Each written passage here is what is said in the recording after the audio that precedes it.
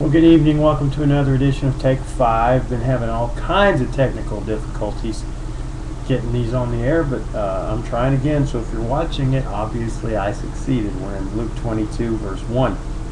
Now the feast of unleavened bread drew near, which is called the Passover.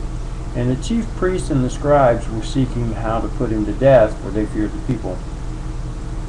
Then Satan entered into Judas, called Iscariot, who was of the number of the 12. He went away and conferred with the chief priests and officers how he might betray him to them, and they were glad and agreed to give him money. So he consented and sought an opportunity to betray him to them in the absence of a crowd. Alright, well, you got the religious prideful leaders. They don't like Jesus because Jesus has been pointing out their hypocrisy.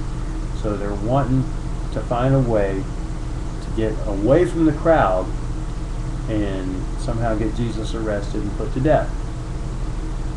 So they're trying to figure it out. Well, Satan comes to their rescue. Satan helps them out because Satan enters Judas. Now that's a very interesting phrase there in verse 3. Now what does it mean if Satan enters somebody? Well, there's a difference between Satan entering somebody, Satan tempting somebody, Satan testing somebody. These are all different things. For example, you can see that Satan tempted Jesus. That's in Luke chapter 4, and I believe in Matthew chapter 3. Might be 4 on that one too, not 100% sure. You see where Satan was a thorn in the side of Paul. I believe that is 2 Corinthians 12. So there are different ways Satan is involved in the lives of a Christian, but to enter somebody, there has to be an open door. God does protect his children from Satan entering them, I believe, in this realm. Now, again, we are all tempted, and Satan can get into our heads, so to speak, and can put thoughts in our heads and can strongly tempt us. And you can see that even in the Garden of Eden with Adam and Eve. He spoke to Eve and he put the thought in her head about taking that fruit, and she saw that it was desirable and she took it, and then she gave it to Adam. So Satan entered her mind, but he didn't enter her all the way. She still had some free will there. Well, eventually you can go against God so much, I believe, that you've opened the door and then Satan just comes in. There's a reference where Paul talks about a couple of guys that had wandered from the faith, and so he said, handed them over to Satan. And what I think that means is we tried everything we could with these guys, and so we figured the best thing to do is just let Satan have his way with them. So in these kind of cases, Satan can get in. But if you're walking with God, it's not really something you got to worry about. Okay, Satan definitely has influence. Satan can tempt you. Satan can test you. But entering you like this, probably not going to happen. But Judas was open to it. Alright?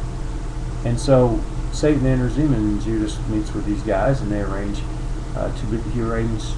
to betray Jesus. So his heart was already there. And you've got to remember also, Judas was designated from even before the foundation of the world, from before time began.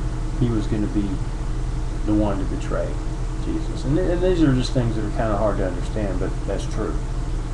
So realize that Satan is powerful, and Satan did enter Judas here. And also realize, and this will help you when you're dealing with people, that while Satan can enter people, certainly, and he certainly can influence their minds, that he's really our enemy. Our enemy's not other people. And Jesus knew this. Now remember, there's one point there in Matthew chapter 16 where Peter tries to rebuke Jesus. And Jesus says, "Get behind me, Satan." Because I don't believe Satan had actually entered Peter, but Peter was letting Satan influence his mindset and trying to get Jesus away from the cross. So when you're dealing with people, realize who the real enemy is. And even if they seem mean, and if they're mad at you and they're persecuting you and they're attacking you, realize where that's coming from. It's coming from the evil one. Paul said in Ephesians chapter 6, our struggle is not against flesh and blood, but against the rulers, powers, the authorities of the dark world. All right. So hopefully this has helped you. I'm a little bit over, but that's my take on this whole subject of Satan entering Judas. All right. Come back tomorrow for the next edition of Take 5.